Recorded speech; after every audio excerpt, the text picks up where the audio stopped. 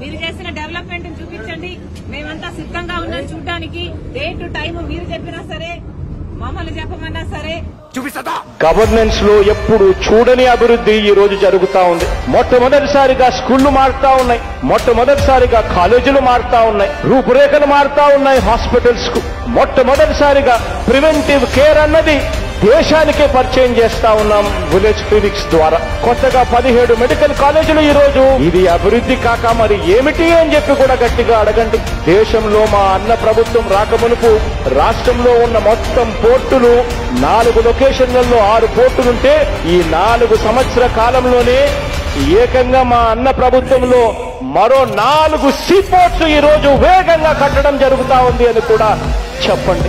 Is of doing business లో రాష్ట్రం వరుసగా 3 సంవత్సరాల పాటు దేశానికే ఆదర్శంగా నెంబర్ 1 స్థానంలో ఉన్నది కూడా మీ జగనన్న ప్రభుత్వంలోనే అని చెప్పి కూడా గట్టిగా చెప్పండి. మన రాష్ట్ర జీడీపీ పెరుగుదల దిశ గతంలో కంటే కూడా చాలా బాగుంది. గాంధీజీ గారు కలలు కన్నా 75 ఏళ్ల గ్రామ రాజ్యాన్ని మా ముందుకు నిలిపిన సీఎం గారు ఇక్కడ కూడా లంచాలు లేకుండా, వివక్ష లేకుండా దేశానికే రోల్ మోడల్ గా ఈ రోజు ఆంధ్ర రాష్ట్రంలో పాలన జరుగుతా ఉందనంటే ఇది అభివృద్ధి కాదా నేను అడుగుతా ఉన్నాను. మీరు కూడా అదే అడగండి అని అడుగుతా ఉన్నా.